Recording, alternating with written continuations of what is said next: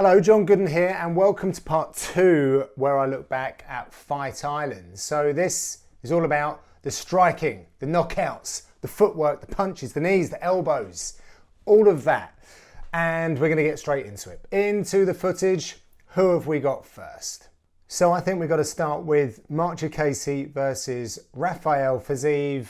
Oh, there were some beautiful moments in this. Some beautiful moments. Both of these guys, high-level strikers, but Fiziev proved his level. Let's have a look at some of the wonderful stuff. Now, I appreciate a lot of what I saw in this fight, but that matrix defense is so crazy. Body kick. Jacasey says, I'm going to come back with a body kick of my own or a kick of my own, and then Fiziev just leans all the way back like a yogi. And it's just awesome. And some of these combinations that he used, like 1-2s, knees, 2-1s, knees, it was lovely. And he showed he could also wrestle as well. I've slowed this down. What have we got here? Nice head movement from Fiziev. Nice inside low kick. And then a lead left hook to right hand. Precision stuff. Beautiful. Let's see what else he's got. Like nice feints, baits, some movement from Jacasey. And slow, slow, slow. And then step in elbow, finish with the kick. He didn't need to finish with a kick. That step in elbow is beautiful enough, but he's not a man to admire his own work. And that is like... Let's rewind this back. This is sweet. Let's take a look at this again. Centre of the octagon, bouncing around, sees it coming, and the angle that he has is redunculous. Where am I? Let's see if I can get there. Right. Let's just see if I can get my protractor out. Right, it's like 90 degrees. Don't worry about the semantics of whether this is good or not. No, okay. We'll ignore that. The boy's at 90 degrees, ladies and gents. How does he do that? A little back step. We can see here, he's pinned his leg out. It's just phenomenal. He's a heavily muscled dude, and yet he's super flexible like that. Oof, that is just incredible. And then he doesn't just do that, by the way. He fires back with a leg kick. He comes back with something. How do you come back with something after that? It's just, it's a thing of beauty. It really is. Let's play this through, see what else we've got from our boy Fiziev. Misses the hook, steps through, spinning back fist, and then right hand. So, spinning back fist, and then with the same hand comes through with the right. Lovely stuff. Those body kicks as well, there's no sound on this. The body kicks that he threw in all night were just mental. And this was how they started the third round, both of them. Like, it takes two to tango. And he was running away, he was winning the fight. Fiziev was winning the fight, and yet comes into the third round hot like this. Just not reckless abandon, measured, but he wasn't on his bike scoring additional points. He's looking to get the job done, and you have to respect a fighter that does that. I know that the matchmakers will truly enjoy things of that nature. Al-Hassan versus Lazzez. So we didn't know a great deal about Lazzez. He was a debut fighter. Al-Hassan is a bit of a wild man, like super good judoka. We rarely see it, but his leg kicks are phenomenal. He's built like a brick outhouse, and he throws with fire. In the first round, Lazzez takes all the punishment. Just covers well, takes the punishment. That means that Al-Hassan has basically spent his load, and what transpires are some beautiful moments of striking from Lazzez, who has integrated his Muay Thai fantastically well for mixed martial arts. So they have a star coming out of the Middle East with this guy, for sure. Like how he was using the body as a target. I've slowed everything down that he does because you need to really look at what he does. Nice switch kick. I mean, yeah, because you can. And that's just playing with the defences of Al-Hassan, who's still trying to come forward with power strikes. But look at the sharp, look at the right hand. Look at that right hand and how straight that is. Jumping knee, because he knows that Alhassan, let's pause this. He knows Alhassan is going back in a straight line. So he's backing him up with a couple of strikes and he sees there's no angle, no lateral movement, no pivoting. He's like, okay, if you're going back in a straight line, you've got the fence that's coming up. It's a decent time for me to select a different shot like the flying knee. I'm a big fan of that. We saw that if you watch the grappling, Makwan Amirkhani did that because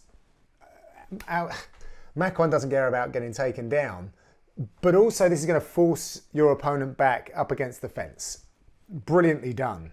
But everything was in such beautiful straight lines for Lazzez that it was just a nice shot selection.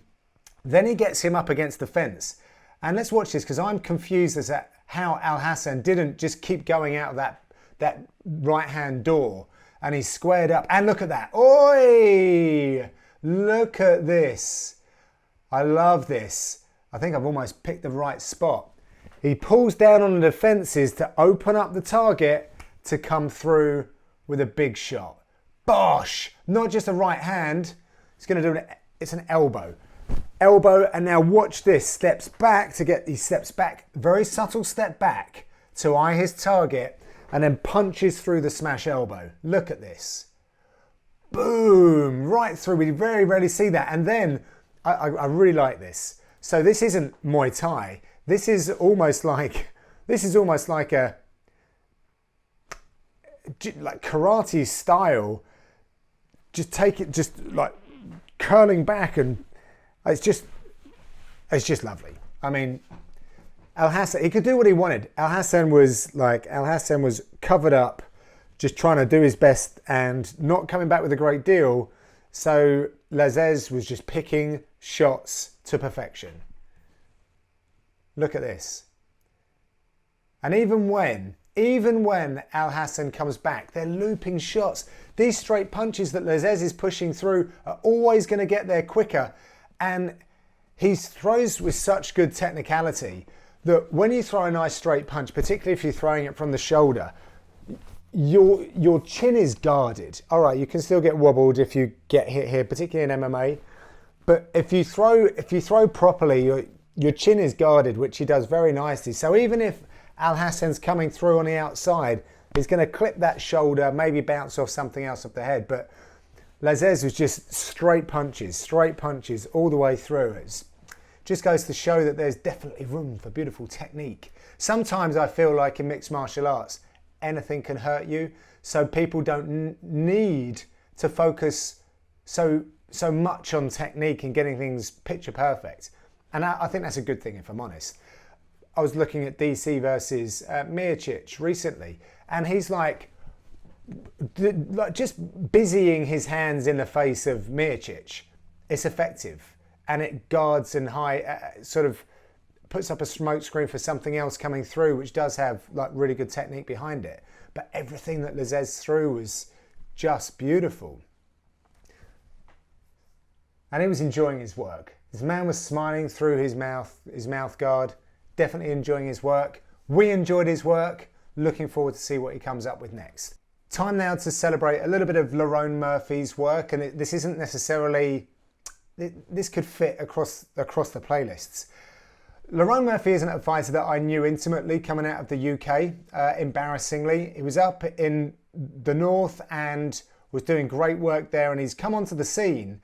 And because I didn't feel like I really was very well aware of what he was doing, I was surprised at just how good he was when he fought Zubaira Tuhugov. And ever since then, like, this guy is the complete package.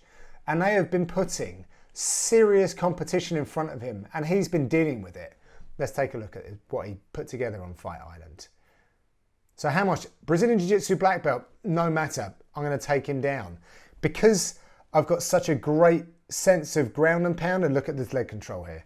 Look at how he's maintaining control of that leg and beating the holy hell out of Hamosh. We thought that he was out a couple of times with some of these strikes when we were octagon side. I wasn't calling this one, but I was in the room, and it was just the way that he was delivering those strikes was awesome. And he's aware of the up kick, backs out, then steps back in, and look at the position he takes. This is really well measured. Look at what he does. He's like monitoring the legs. How much he's got his hand. He's like, you can take my hand. Have my hand, because I'm just going to use the other one and beat the living daylights out of you. Then look at that. Pushes the leg through, and now he's in top half guard. He's got a really nice, let's just pull that back, because the way that he had, look at his base here. He was able to really pivot off of that knee and drive in some thunderous shots. That knee shield was doing not a lot. The hand monitoring and he baited him into it beautifully, and it just goes to show that you can get involved on the ground with a high-level black belt when you've got ground and pound like that dude. So that was super impressive. Congratulations to all of those guys from that team. Looking forward to seeing what we come up with next. Right, let's have a look at Davy Grant. What a fight this was. So he was fighting Martin Day and they were going at it. And this is the third and final round. Keep that in mind. And I felt like Davy Grant had sort of fallen in love with a technique, or strategically knew about a technique that could work and just never found the right moment for it to actually go well for him until the third round. And when it did, oh boy, did it do damage. And by the way, he had a broken jaw whilst he was performing this. So he sustained that in the fight, but all the same, shows the guts of the man. So look at that. Right hand is pivoting off.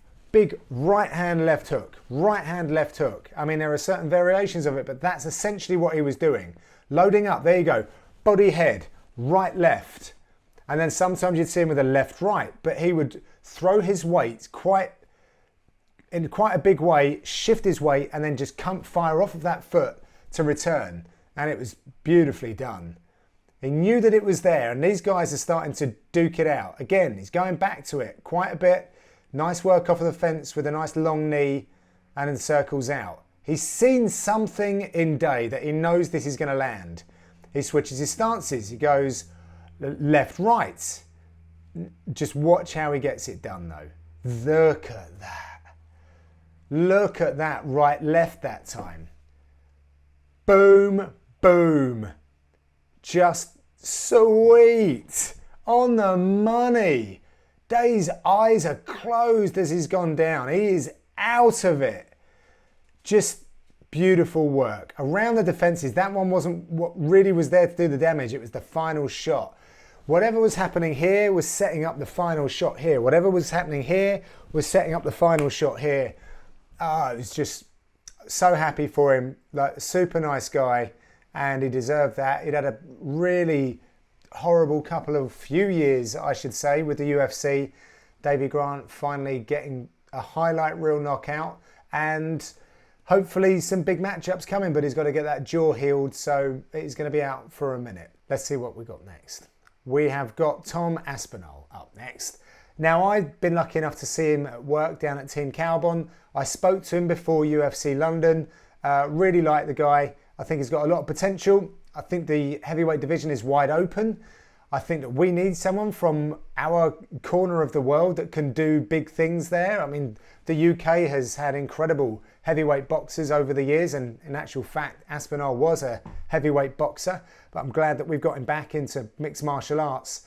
I mean, I know a lot about him from interviewing him, and he's got a great story, his family, Team Carbon, etc. I urge you to find out more about him, because he's here to stay, and I think he's going to make waves.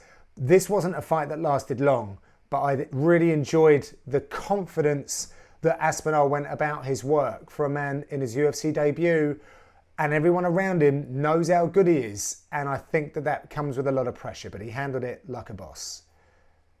So, knee to the body, boom, boom. Just a 1-2. It was just like, as easy as that. Look at that. Look how laser focused he was.